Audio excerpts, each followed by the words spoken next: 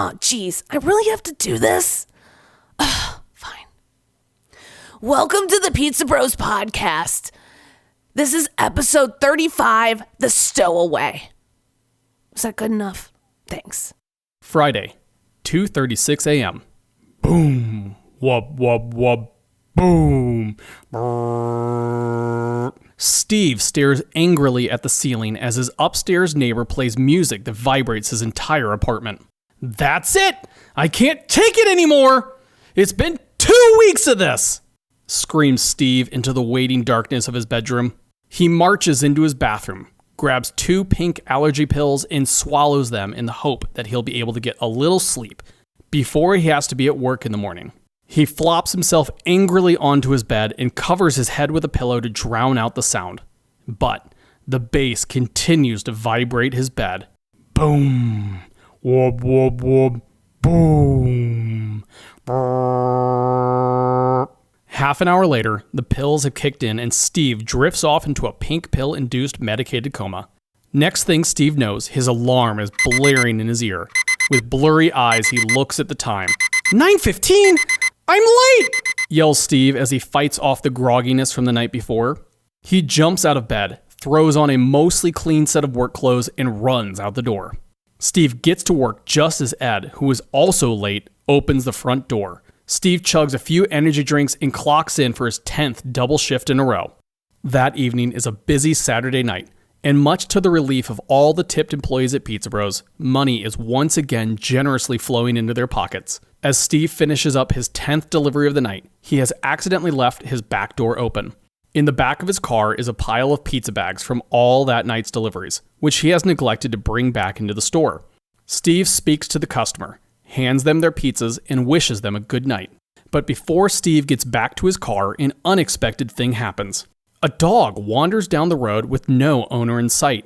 He smells the smell of fresh pizzas and meanders towards Steve's car. He sees the open back door and sticks his nose into the back seat. The dog's senses are overwhelmed by the desire to eat a pizza. So he hops up into the back seat and wiggles his way down under the layers of pizza bags to find what he hopes is a buried pizza. As the dog digs through the bags, a few of them fall on top of him, which makes him unable to be seen by Steve, who is now back at his car. Steve chucks the bag on top of the pile in his back seat as the dog hides, scared to be caught. Steve quickly closes the back door to his car, trapping the dog in the car with him. He hops in the driver's seat and rockets down the road to pick up another delivery.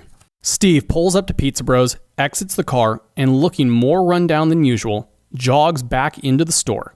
Much to his surprise, there are 2 big deliveries waiting for him on the hot rack. As he goes to grab them, Dennis gets in his way. Are you okay? You look bad, accuses Dennis. Not now. We're finally busy. I've got to take more deliveries, replies a cranky Steve. Yes, now. This is the 10th day you've worked a double in a row.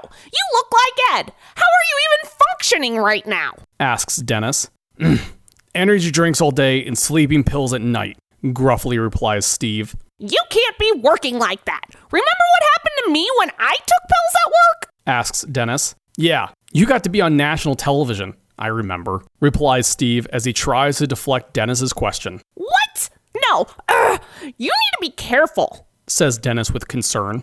I'm fine, don't worry about me, replies Steve as he grabs his orders, places them in new hot bags, and is back to his car in a flash.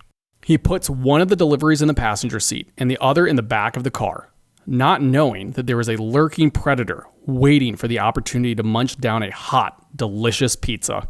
Steve once again speeds down the road towards his next delivery. As he does, the hidden dog sticks his nose out from under the pile of pizza bags and searches for a way to open the new bag with the pizzas in it.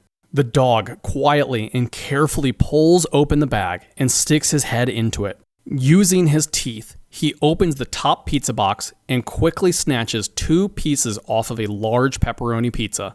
The box top closes and the dog retreats to his pizza bag den to eat his prize. Steve stops at the first delivery, pulls the bags out of the front seat of his car, and quickly delivers the first order.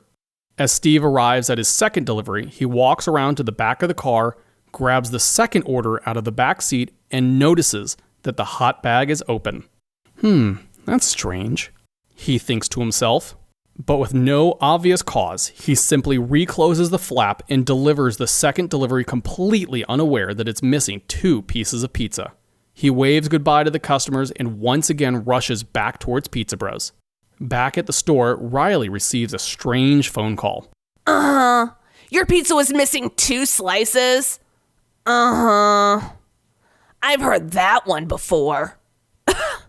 Drool in the box? Okay, that's a new one. But still, replies Riley as he hangs up on what he thinks is a prank call. Steve returns to the store and repeats the sequence with the dog 3 more times. The sneaky hound ends up eating 2 cookies, a brownie, more pizza, and a few chicken wings. Eating wings? Fine, I'll refund your entire order, says Riley as he fields his 5th complaint against Steve for the night. As Riley hangs up the phone, he turns around to see a completely exhausted and dirty-looking Steve standing behind him. He looks at Steve and sees what he thinks are crumbs from the eaten food on his shirt and arms. Look, we gotta talk. Let's go to the office, says Riley. Okay, replies Steve. As they enter the office, Riley closes the door, something that makes Steve very uncomfortable. Look, Steve, jeez. How do I even talk to you about this? Riley pauses uncomfortably before he finally blurts out. Dude, you can't eat customers' food. If you're hungry, just tell me and we'll make a pizza. Steve draws a puzzled expression on his face. What are you talking about? Steve asks. Don't play dumb. I know about the customers' food you've been eating on your deliveries, says Riley as he lays it bare for Steve. Did you think you'd get away with it? Or are you just so delirious from working that you can't even remember doing it? Asks Riley.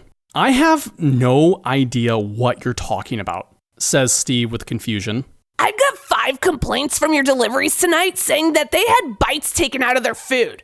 Or they were even missing slices of pizza. The last complaint I got said that we delivered their chicken wings, and half of them were already eaten. And the bones were put back in the box.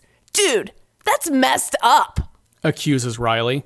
But, protests Steve, only to be cut off by Riley. Look, I'm sorry, but I have to do something. I'm not gonna write you up, but... Riley takes a deep sigh and continues. I have to send you home early. So... You're cut for the night. Go home and get some sleep, says Riley, embarrassed to have to act like a manager. What? But I didn't do it, exclaims Steve. Ugh, why is this happening to me? I finally start to get cut up on bills, and now this, he complains. Sorry, bro. That's just how it's gotta be, replies Riley. Also, don't forget to take all the hot bags out of your car before you leave. We need them. We're running low, says Riley as he finishes cashing Steve out for the night. Exhausted and frustrated, Steve heads to his car and grabs armfuls of hot bags. As he does, Dennis pulls up behind him in a flurry and hops out of his car. What's going on? Did we slow down or something? Asks Dennis with panic. No, Riley cut me for the night. He said that I delivered half-eaten food to my customers, pouts Steve. Is that what's been going on with all these reruns tonight? I've had to waste my time running your eaten food. I told you not to mix uppers and downers, accuses Dennis. Why don't you ever listen to me? I don't know what to say. I'm sorry. I don't even remember doing it, pouts Steve. See? Uppers and downers. They make you do weird stuff that you can't remember, says Dennis as he feels the satisfaction of being right. After a moment of gloating, Dennis rushes into the store to grab another order. Oh, whatever, says Steve as he again reaches into the back seat of his car. As Steve grabs more bags, suddenly one of them starts to wiggle and tries to break free from Steve's grip. Caught off guard, he drops the bags on the ground, and from the inside of one comes a small, scraggly dog covered in pizza and buffalo wing sauce. The dog looks up at Steve, wags his tail, and in an effort to say thanks, instead says, "Woof, woof." So you're the one who's been eating my orders tonight, says Steve. He picks up the dog, carries it into the store, and marches up to Riley and Dennis. See, it wasn't me, it was this dog, and I just found him in my car, insists Steve. After an inspection of the various sauces and residues found on the dog, Riley and Dennis accept the explanation. Mm-hmm. I better get you home, says Steve to the dog. Steve finds the dog's address on his collar, punches it into his GPS, and heads across town. He finds the house, carries the dog to the door, and knocks. The door is opened by an elderly woman, the kind you'd want to call Grandma as soon as you meet her. Scrappy! The woman exclaims. I've been looking everywhere for you. Thank you so much for bringing him home. Steve laughs and recounts the story to the woman. Seems like you two had quite the adventure. She says. Yeah, I guess we did, he agrees. I'm sorry you had to end work early because of him. It sounds like you really could have used the money, she says. Steve awkwardly rubs the back of his head. Oh, well, yeah, I could have, but...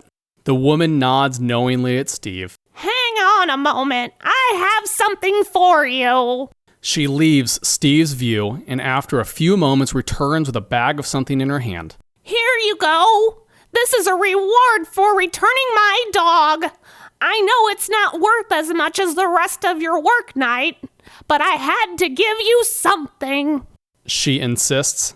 Steve takes the bag with gratitude. He opens it up and the smell of cookies transports him back to being a little kid at his grandma's house.